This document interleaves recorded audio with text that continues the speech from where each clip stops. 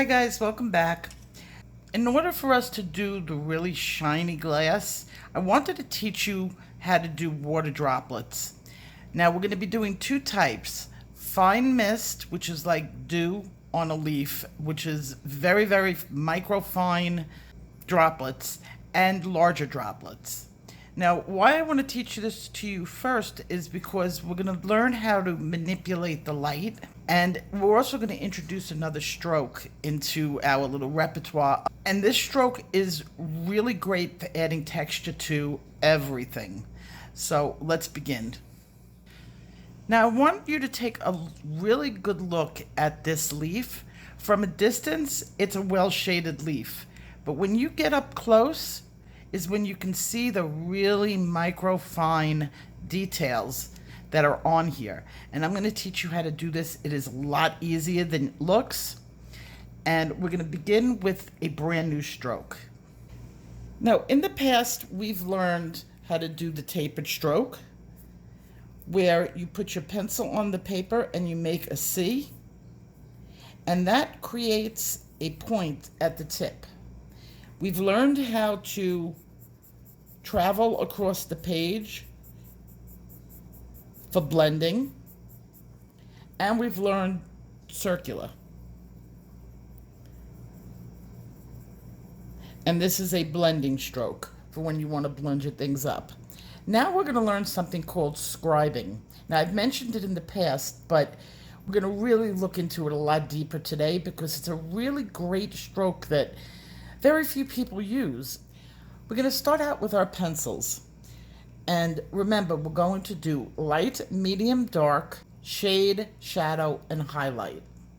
For my light pencils, I've chosen pale sage and spring green. So it's pale sage, spring green. Our middle one is true green. Our darker colors are dark green and grass green. Then we have another color which we're going to add in just to give it a little bit more realism because no leaf is perfect, sienna brown. And then for our dark color, which will also be our shading color, we're going to use espresso, white for the highlight, and then we're going to use a warm gray, and depending on how dark, we're going to either use 90% or 70%. Depends on how it comes out at the end and what shows up better. So that's your color palette for today. We're going to start out with our medium color, which would be the true green. Okay? Nice and sharp. And what you're going to do is you're going to move your hand in a scribbling motion.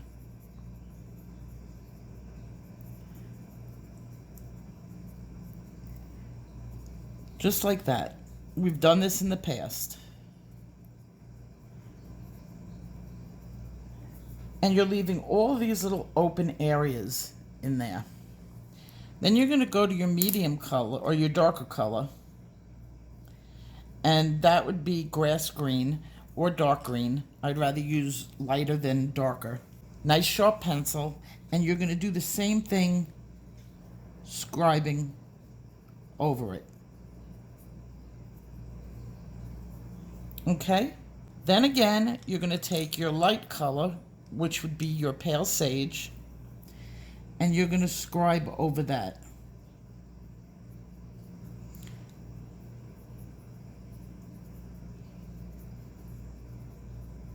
So we've got a 3-blend mix in here, and we could start adding the microfine drops. I'm going to switch onto the page that I was working on for the next step.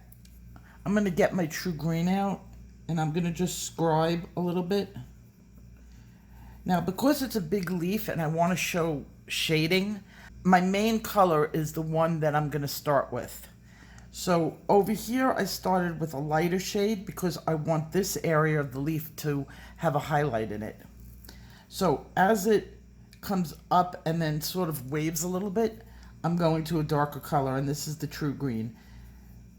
Now on here, I drew in some of the shapes, and I used my mid-tone color to do the shapes.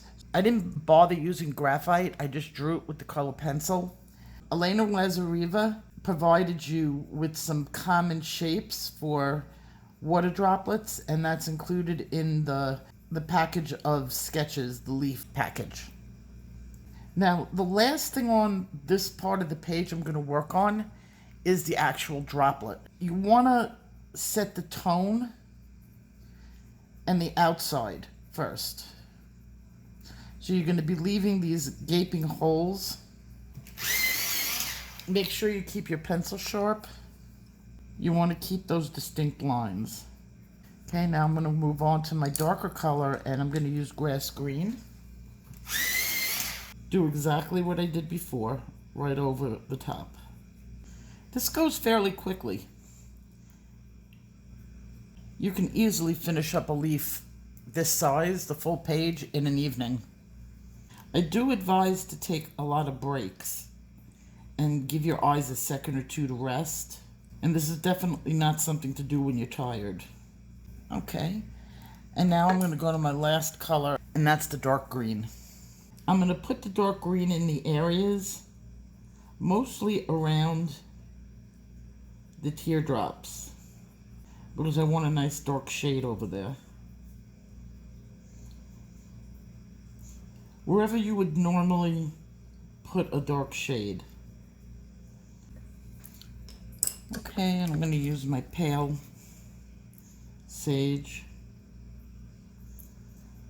in some of the light areas. And I'm going to actually be shading the same exact way I would with a stroke like this. My darks go in the dark, my lights go in the light area, and then I do a gradient like this. Once I'm comfortable with what I have, I mean, I could go a little bit further, but for time-wise, I'm going to stop here. I'm going to get out my espresso. Now, I want to do the tiny water mist drops first. And I'm going to just make little C's all over the place. Just like that. Very tiny. Right over the scroll.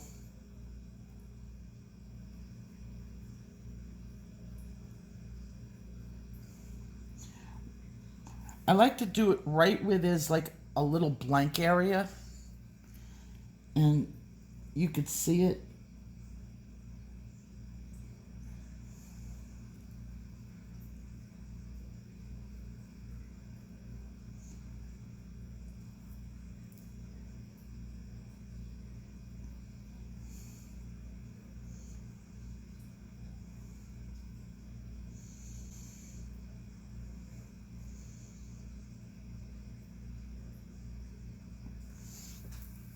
Okay, now that I have all of that in there, I mean, I would be working on it a little bit more. I'm going to take my lighter pencil, and this is the spring green, and I'm going to blend. I'm going to blend in a circular motion. I don't want to eradicate the scribing, but I'm sort of filling in with the circles, the white area, and going over that. I'm also going over the little C's that I made so that I'm pushing that into the page. And I'm going to do the same thing with my mid-tone color and then my dark.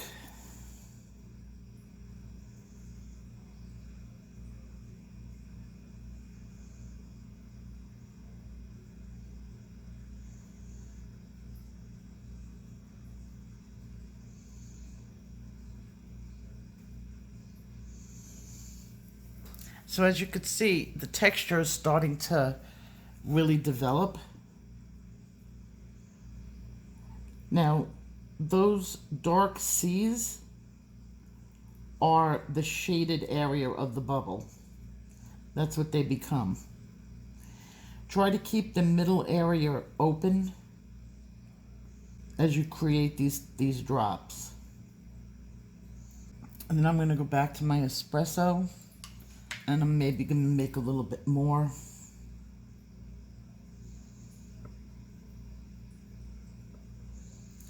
defining the little C's a little bit better. And now I'm also making a little bit of a shadow.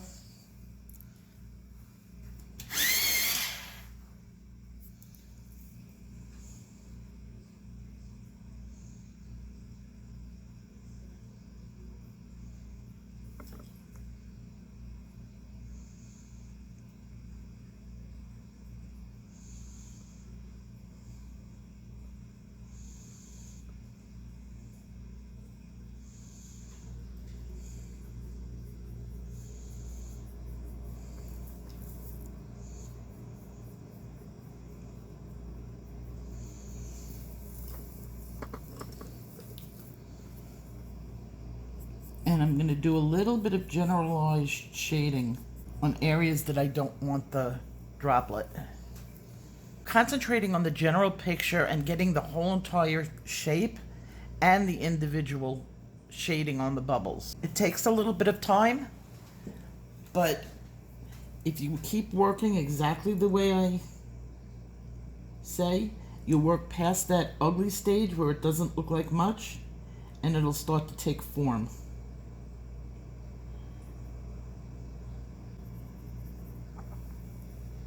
And you can see right here is becoming very formed. So I just continued doing the same thing throughout the whole thing. And when I'm done with the little individual bubbles, some areas you might not want to do on, like over here, I didn't do that. I did it over here. I'm doing it over here. Maybe I'll have it over here, depending on where you want it.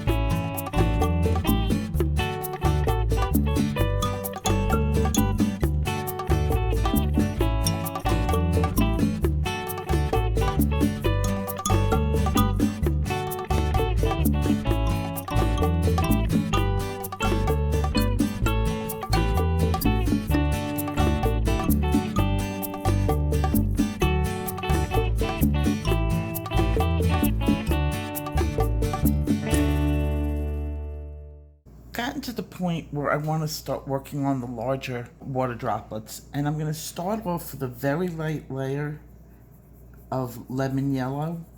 This will keep it bright, and I'm only filling in halfway. I'm leaving the bottom part white.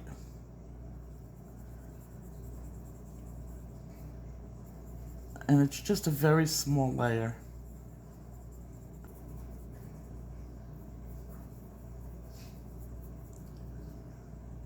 Okay, so some of those are the big ones. Then I'm going to go back to my green pencils. And I'm going to work with the spring green. And I'm going to just cover over the yellow.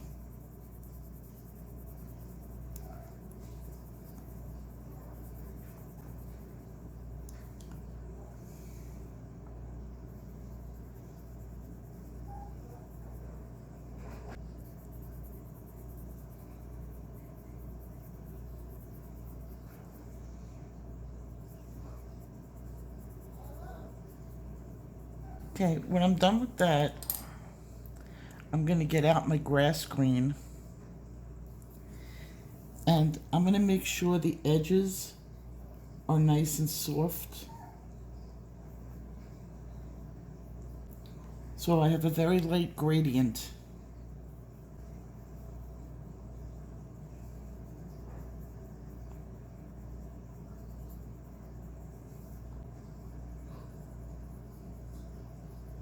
And then I'm going to take my white and I'm going to blend it all up.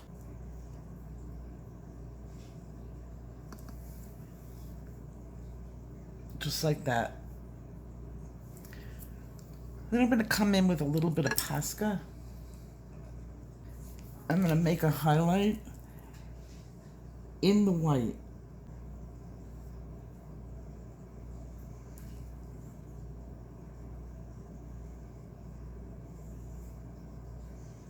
So some of these are done and some of them are not. I'll come back in a few minutes with the final picture because I still have to continue with a couple more layers. While I'm letting that dry, I'm going to lighten up some of the drops that I left as dewdrops. Some areas I'm not finished with, like over here. I still have a lot of work to do. But it's not only the bigger ones that you do this to, but it's the little ones.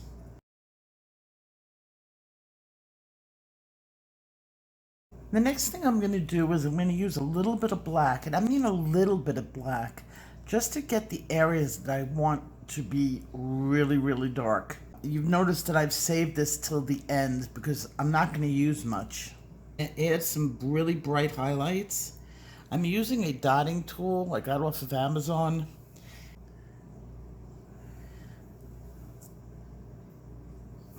I'm using Winsor & Newton because it's opaque, where the Posca before was translucent. And I'm going to just hit all the water droplets.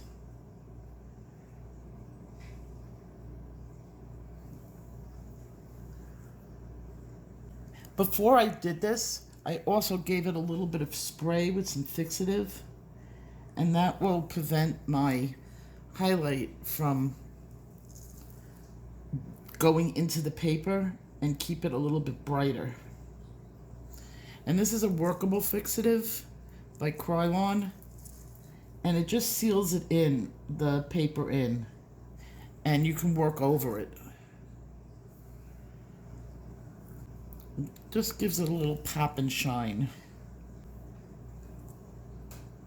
I like working with the ball stylus tool for this type of work because it really gives me control where the highlight goes.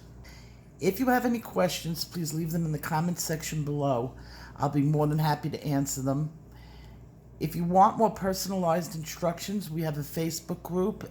In the group, you can add pictures, you can relax. If you need some help in between, when it's a work in progress, everybody in the group, there's over 300 members, are willing to help, and I'm there every day. Before I call this picture done, I'm going to burnish it. That means that I'm going to add pigment. I'm going to add my pencil a little bit heavier to areas where I want it to be really dark, and I'm going to block up some of the areas so that you don't see every detail, but you see just enough. I have so much rich color on this page that the hues are going to come out from underneath, and my lights are going to get lighter and my darks are going to get darker.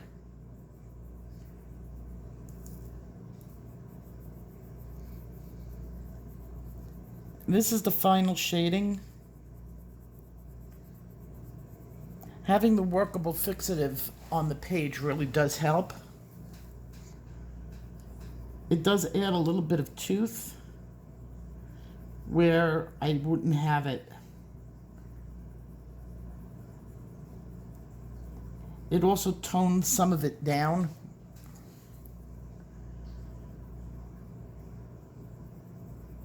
So I have my brights in the exact areas that I want it.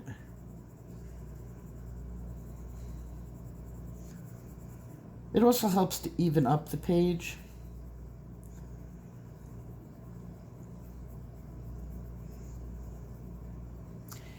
And you could still see the details. That's the fun part, is if you're further away, you don't see as much details, but when you get up to the page and you look really close, the details come up from the bottom.